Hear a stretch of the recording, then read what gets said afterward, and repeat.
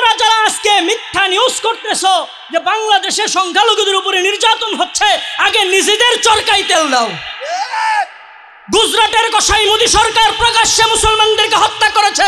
এখনো হিন্দুস্তানে বিভিন্ন জায়গায় গরুর গোশত খাওয়ার কারণে ঘর ভেঙে দেওয়া হচ্ছে মুসলমানদেরকে। 200 বছরের পুরাতন মসজিদকে ভেঙে ফেলা হচ্ছে। তোমাদের দেশে সংখ্যালঘুদেরকে নির্যাতন করছো আর বড় গলায় বলছো বাংলাদেশে নির্যাতন হচ্ছে। আরে আমাদের বাংলাদেশ ঠিক আছে, তোমাদের হিন্দুস্তান আগে ঠিক করো। যদি ঠিক না করো তাহলে মনে রাখবা ঠিক করার জন্য শাহজালালের উত্তরসূরিরা হিন্দুস্তানে ঢুকতে বাধ্য হবে ইনশাআল্লাহ। ও মুসলমান, ও মুসলমান, আমাদের আমলে কমতি হতে পারে, হয়তো আমাদের মুখে দাড়ি নেই, হয়তো নামাজ মাঝে মাঝে কাজা হয়ে যায়, হয়তো তো একটা গুনাহ হয়ে যেতে পারে, কিন্তু যদি ঈমানের জন্য, দেশের স্বাধীন সার্বভৌমত্ব রক্ষার জন্য, ইসলামকে রক্ষার জন্য যদি জিহাদের ডাক আসে, গাজওয়াতুল হিন্দের ডাক আসে, দিল্লির মসনদে কালেমার পতাকা ওড়ানোর ডাক আসে, কারা কারা যেতে রাজি? হাতগুলো দেখতে চাই, হাতগুলো দেখতে চাই। ও মুসলমান, মনে রাখতে হবে, মনে রাখতে হবে, নবী মুহাম্মদ সাল্লাল্লাহু আলাইহি ওয়াসাল্লামের চাইতে উদার মন আর কেউ ছিল না, আরো আসবে। কিন্তু ইসলামকে নিয়ে কেউ কটূক্তি করবে, ইসলামকে নিয়ে ষড়যন্ত্র করবে, নবী মুহাম্মদ সাল্লাল্লাহু আলাইহি সাল্লামের তলোয়ার সবসময় প্রস্তুত আছে।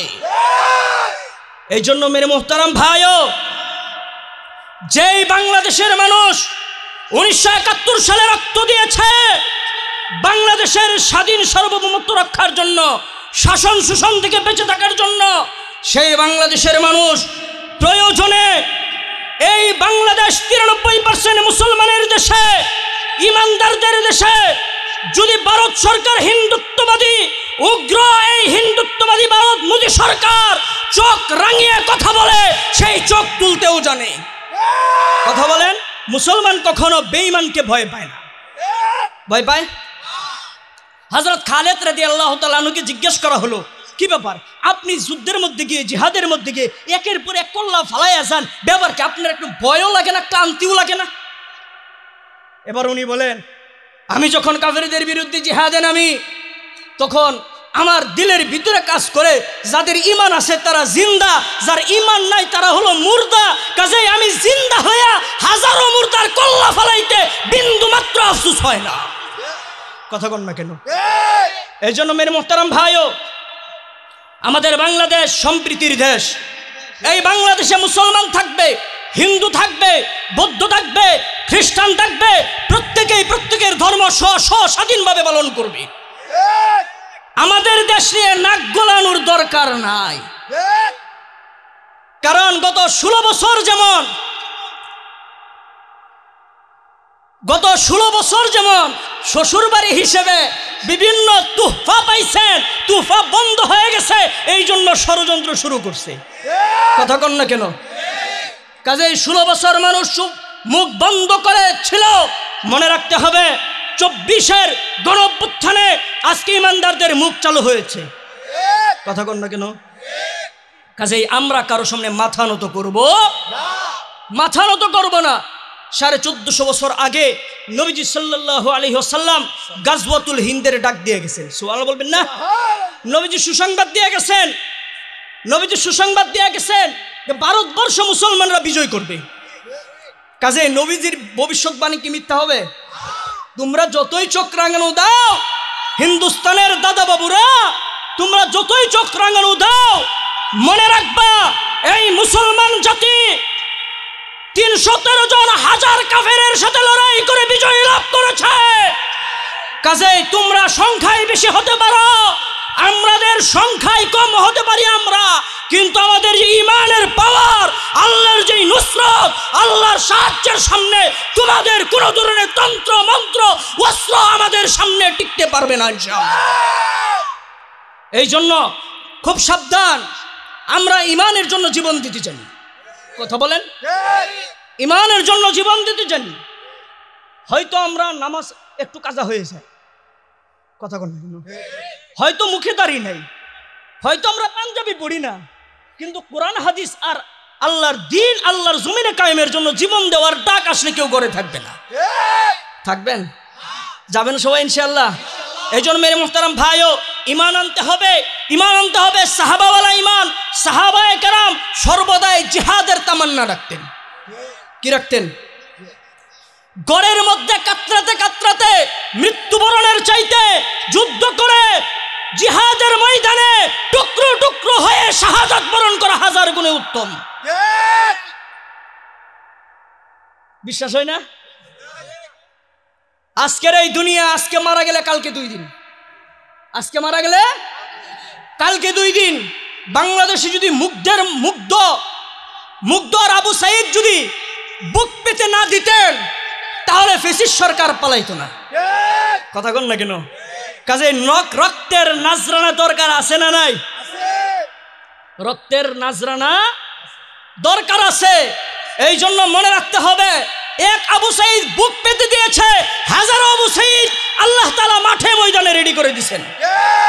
এই জন্য যদি গাজওয়াতুল হিন্দের ডাক উলামায়ে কেরাম দেয়, যদি হিন্দুস্তান বিজয়ের জন্য, যদি আল্লাহর নবীর হাদিসের বাস্তবায়ন করার জন্য উলামায়ে কেরাম ডাক দেয়, ও যুবকরা তোমরা যাবে তো? বৃদ্ধ বাবারা যাবেন তো? তাহলে পিছনে ফিরে তাকানোর আর সুযোগ নাই। মনে রাখতে হবে, প্রতিদিন একবার অন্ততপক্ষে দোয়া করতে হবে যে আল্লাহ জিহাদের ময়দানে আমরা যেন শহীদ হতে পারি, ইসলামের জন্য যেন আমরা শহীদ হইতে পারি। এই তামান্না দিলের মধ্যে রাখতে হবে, তাহলে আমাদের ইমানের মধ্যে একটু পাকাপোক্ত আসবে। যে ইমান আমাকে জিহাদ শব্দ মুখ দিয়ে আনতে পারে না, ওই ইমান আমাকে কিভাবে জান্নাতে নিয়ে যাবে? জান্নাতে নেওয়া সম্ভব? জান্নাতে নেওয়া সম্ভব নয়। অথচ আজকে দেখেন আমাদের স্বৈরাচার সরকার যেই পরিমাণে ইন্ডিয়াকে দিল, এই পরিমাণে গড় জামাইকেও দেয় না। কথা কয় না? গড় জামাইকে দেয়? গড় জামাইকেও দেয় না।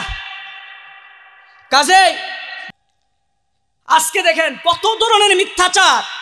আপনাদের এলাকায় যত হিন্দু আছে, কোনোদিন মারামারি হয়েছে? কতক্ষণ? অথচ এরা এমন ভাবে মিথ্যাচার করতেছে, বাংলাদেশে নাকি হিন্দুরা শান্তিতে নাই।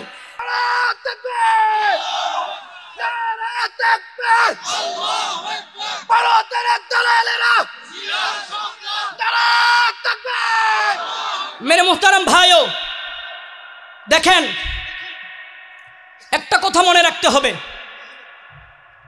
ইমান হলো আমাদের সবার আগে। ইমান কি? ইমানের ক্ষেত্রে কারোর সাথে আমরা আপোষ করতে রাজি না, আমরা কারো দালালি করতে রাজি না। হায়াতের মালিক কে? রিজিকের মালিক কে? যতদিন আল্লাহ রিজিক রেখেছেন, না খাওয়াই কে মারতে পারবে? কাজে ইন্ডিয়া যারা বড়াই করতেছো, তোমাদের দেশের জিনিস দিয়ে আমরা চলতেছি। আরে মিয়া, আমরা যদি তোমাদের দেশ থেকে জিনিস আনা বন্ধ করি, না খেয়ে মরে যাইবা তোমরা। আমরা বাংলাদেশের মানুষ যদি ইন্ডিয়ার সাথে সব বয়কট করি, আমরা 3 বেলায় খেতে পারবো ইনশাআল্লাহ। কিন্তু হিন্দুস্তান যদি আমাদেরকে জিনিস না দেয়, তাহলে এদের 3 বেলা না 2 বেলাও খাবার জুটবে না। কোনো সন্দেহ আছে? দেখেন না, এক কলকাতার হাহাকারে সব অবস্থা ভয়াবহ হয়ে যেতেছে। কথা বল নাকি? কলকাতার হাহাকারে সব অবস্থা ভয়াবহ হয়ে যেতেছে। এই জন্য মেরে মোহতারাম ভাইও, অনেকেই মনে করে আমরা উস্কানি দেই। উস্কানি আমরা দেই না, উস্কানি তারা দেয়। উস্কানি কি আমরা দিইনি? আমরা প্রতি উত্তর দেই। আমরা কি দেই? প্রতি উত্তর দেই। আমরা উস্কানি দেই না। আমরা আমাদের দেশে ভালোভাবে থাকতে চাই। তোমাদের তো অ্যালার্জি হয় কেন? কথা বল না কেন? তোমাদের তো অ্যালার্জি কেন? এই জন্য মেরে মুহতারাম ভাইও, 1 নাম্বার হলো ঈমান আনতে হবে কার উপরে? আল্লাহর উপরে ঈমান আনতে হবে। এই হায়াতের মালিক আল্লাহ, রিজিকের মালিক আল্লাহ, সব কিছু করেন আল্লাহ। কাজেই হকের কথা বলে যাব, কার ভালো লাগলো কার মন্দ লাগলো এটা দেখার বিষয় না। এই জন্য আল্লাহ নবী সাল্লাল্লাহু আলাইহি সাল্লাম 1450 বছর আগে বলেন, লা তাজালু তাইফাতুম মিন উম্মতি মানসুরিনা লা ইয়াদুররুহুম মান খাযালাহুম হাত্তা তাকুমাস সাআ। আমার উম্মতের একটা দল সর্বদাই হকের উপরে থাকবেন, সর্বদাই হকের উপরে থাকবেন। কাজেই তারা যারা হকের উপরে থাকবে তাদেরকে আমি আল্লাহ সাহায্য করব, এদের বিরুদ্ধাচরণ যারা করবে তাদের বিরুদ্ধাচরণ করে তাদের কোনো ক্ষতি করতে পারবে না। এই জন্য দেখেন ফ্যাসিস্ট সরকার আমাদের উলামায়ে কেরামকে যতই জেল জুলুম দেখ, আমাদের কণ্ঠকে বন্ধ করতে পারছে না।